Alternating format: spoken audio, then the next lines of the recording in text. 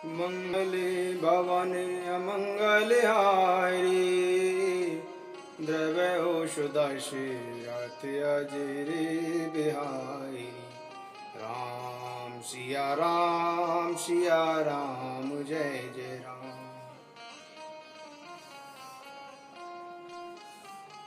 आज हम चर्चा करेंगे कलयुग के गुण और दोष।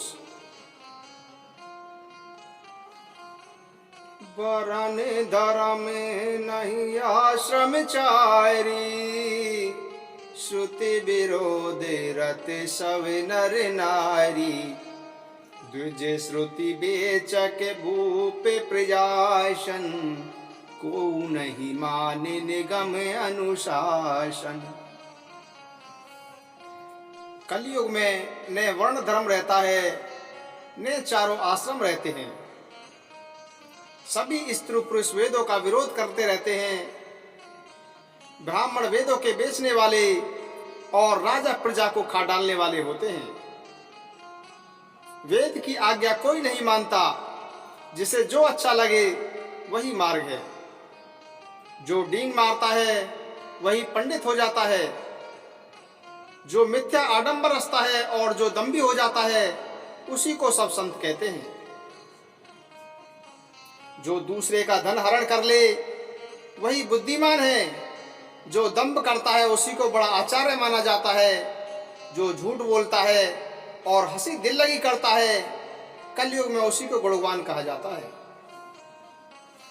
जो आचारहीन है और वेद मार्ग को छोड़ देता है, कलयुग में वही ज्ञानी और वही वैराग्यमान माना जाता है। जिसके बड़े बड़े नख और लंबी लंबी जटाएं हैं, वही कलयुग में प्रसिद्ध तपस्वी कहलाता है।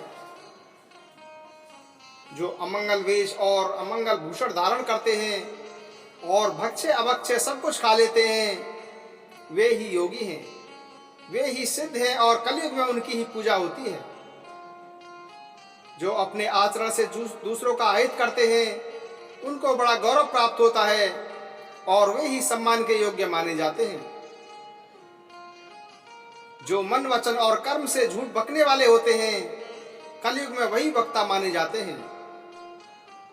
हे गोसाई, सभी मनुष्य स्त्रियों के वश में रहकर बाजीगर के बंदर की भांति नाचते हैं।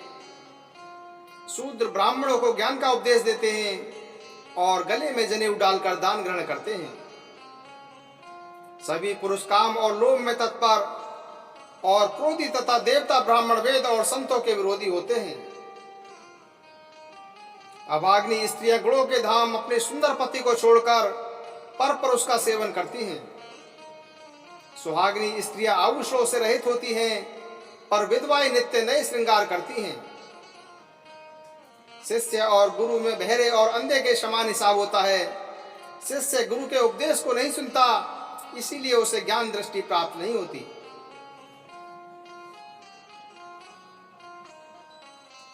जो गुरु शिष्य का धन हरण करता है पर शोक नहीं करता, वह घोर नरक में पड़ता है। माता पिता बालकों को बुलाकर वही धर्म सिखलाते हैं जिससे पेट भरे। स्त्री पुरुष ब्रह्म ज्ञान के सिवा दूसरी बात नहीं करते, पर वे थोड़े से लाभ के लिए ब्राह्मण और गुरु की हत्या तक कर डालते हैं। शूद्र ब्राह्मणों से कहते हैं कि हम तुमसे कुछ कम नहीं हैं। जो ब्रह्मा को जानता है वही श्रेष्ठ ब्राह्मण है, ऐसा कहकर वे उन्हें आंख दिखलाते हैं। जो पराई स्त्री में आसक्त, कपट करने में चतुर और मोहद्रोह और ममता में लिपटे हैं, वे ही व्यक्ति ब्रह्मा और जीव को एक बताने वाले ज्ञानी हैं। मैंने उस कलयुग का यह चरित्र देखा है। वे स्वयं तो नष्ट होते ही हैं, जो सन्मार्ग का प्रतिपालन करते हैं वे उन्हें भी नष्ट कर देते हैं। जो तर्क करके वेद की निंदा करते हैं, वे लोग युगों तक नरकों में पड़े रहते हैं। तेली कुमार, चांडाल, भील, कौल और कलवार आदि निम्न वर्ण के व्यक्ति स्त्री के मरने पर अथवा घर की संपत्ति नष्ट हो जाने पर सिर मुड़वाकर सन्यासी बन जाते हैं।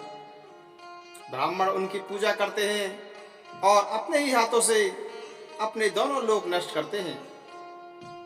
ब्राह्मण अनपढ़, लोभी, कामी, आचार भ्रष्ट, मूर्ख और नीच जाति की व्यभिचारिणी स्त्रियों से संपर्क बना लेते हैं। शूद्र नाना प्रकार के जप तप और व्रत करते हैं तथा ऊंचे आसन पर बैठकर पुराणों का पारायण करते हैं। प्रत्येक व्यक्ति मनमाना आचरण करता है, ऐसी अपार अनीति का वर्णन नहीं किया जा सकता। कलयुग में सब लोग वर्ण संकर और मर्यादा से च्युत हो गए हैं। वे पाप करते हैं और उसके फलस्वरूप दुख भय रोग शोक व प्रिय वस्तु का वियोग प्राप्त करते हैं। वेद सम्मत वैराग्य व ज्ञान से युक्त जो हरि भक्ति का मार्ग है, मोहवश व्यक्ति उस पर नहीं चलते और अनेक नए नए पंथों की कल्पना करते हैं। सन्यासी धन खर्च कर अपने घर सजाते हैं, उनमें वैराग्य नहीं रहा, उसका तो विश्व ने हरण कर लिया है। तपस्वी धनवान हो गए हैं और गृहस्थी दरिद्र हो गए हैं। हे तात, कलयुग की लीला तो कुछ कही नहीं जाती। कुलवती और सती स्त्री को पुरुष घर से निकाल देते हैं और घर में दासी को रख लेते हैं।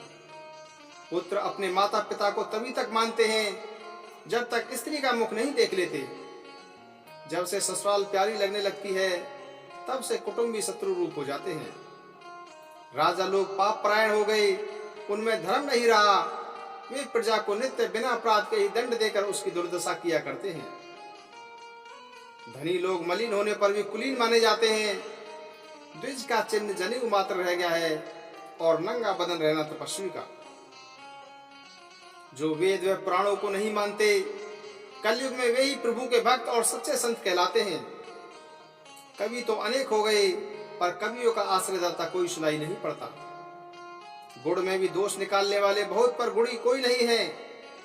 कलयुग में बार बार अकाल पड़ते हैं, अन्न के बिना लोग दुखी होकर मरते हैं।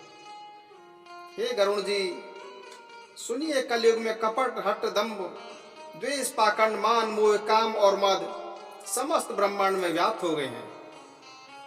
मनुष्य जब तप यज्ञ व्रत और दान आदि धर्म तामसी भाव से करने लगे। इंद्र पृथ्वी पर जल नहीं बरसाते और बोया हुआ अन्न उगता नहीं। स्त्रियों के बाल ही उनके रह गए, अर्थात उनके शरीर पर कोई आभूषण नहीं रह गया। उनको भूख भी बहुत लगती है, अर्थात वे सदा अतृप्त ही रहती हैं। वे धनहीन और अनेक प्रकार की ममता के कारण दुखी रहती हैं। वे सुख तो चाहती हैं, पर धर्म में उनकी आस्था नहीं है। बुद्धि थोड़ी और कठोर है, उनमें कोमलता नहीं है। मनुष्य रोगों से पीड़ित है, कहीं सुख नहीं मिलता है। एक कारण ही अभिमान और विरोध करते हैं। 10-5 वर्ष का थोड़ा सा जीवन है, परंतु घमंड ऐसा है मानो प्रलय होने पर भी उनका नाश नहीं होगा। कली काल ने मनुष्य को अस्त व्यस्त कर दिया है। कोई बहन बेटी का भी विचार नहीं रहा। लोगों में न संतोष है, न विवेक है और न ही शीतलता ही है। सभी जाति कुजाति के लोग भीख मांगने वाले बन गए हैं। ईर्ष्या कड़वे वचन में लालच भरपूर हो रहे हैं। समता समान हो गई है। सब कोई वियोग और शोक से भरे हुए हैं। वर्ण आश्रम धर्म के आश्रम नष्ट हो गए हैं। इंद्रियों का दमन, दान दया और समझदारी किसी में नहीं रही। मूर्खता और दूसरों को ठगना यह बहुत अधिक बढ़ गया है। सभी स्त्री पुरुष शरीर के ही पालन पोषण में लगे रहते हैं। संसार भर में केवल वही व्यक्ति रह गए हैं जो दूसरों की निंदा करते हैं। हे गरुण जी, सुनिए, कलिकाल पाप और अवगुणों का घर है, किंतु कलयुग में एक गुण भी है कि उसमें बिना ही परिश्रम के भवबंधन से छुटकारा मिल जाता है। सत्युग त्रेता और द्वापर में जो गति पूजा यज्ञ और योग से प्राप्त होती रही, वही गति कलयुग में लोग केवल भगवान के नाम से प्राप्त कर लेते हैं। सतयुग में सब योगी और विज्ञानी होते हैं। प्रभु का ध्यान करके सब भवसागर से तर जाते हैं। त्रेता में मनुष्य अनेक प्रकार के यज्ञ करते हैं और सब कर्मों को प्रभु को समर्पित करके भवसागर से पार हो जाते हैं। द्वापर में श्री राम जी के चरणों की पूजा करके मनुष्य संसार से तर जाते हैं। दूसरा कोई उपाय नहीं है। परंतु कलिकाल में तो केवल श्री हरि का गान करके ही मनुष्य भवसागर से पार हो जाते हैं। कलयुग में न तो यज्ञ है और न ज्ञान ही है। श्री राम जी का गुणगान ही एकमात्र आधार है। अतएव सब भरोसे त्याग कर जो श्री राम जी का भजन और प्रेम सहित उनके गुणों का गान करता है, वही भवसागर से तर जाता है। इसमें कुछ भी संदेह नहीं है। नाम का प्रताप कलयुग में प्रत्यक्ष है। कलयुग की एक महिमा यह है कि इसमें मानसिक पुण्य तो होते हैं पर मानसिक पाप नहीं होते। यदि मनुष्य विश्वास करे तो कलयुग के समान दूसरा युग नहीं है, क्योंकि इस युग में श्री राम जी के निर्मल गुण को गाकर मनुष्य बिना परिश्रम के ही इस संसार रूपी समुद्र को पार कर जाता है। कलयुग केवल नाम आधारा, सुमेरे सुमेरे नर उतरे पारा। राम सिया राम जय जय राम। भाये कुभाये अनक आलस्य हो, नाम जपत मंगल दिस दस हो। राम सिया राम जय जय राम। उमा कहूँ मैं अनुभव अपना, सत हरि भजन जगत सब सपना। राम सिया राम जय जय राम। जय श्री राम, जय श्री राम, जय श्री कृष्ण।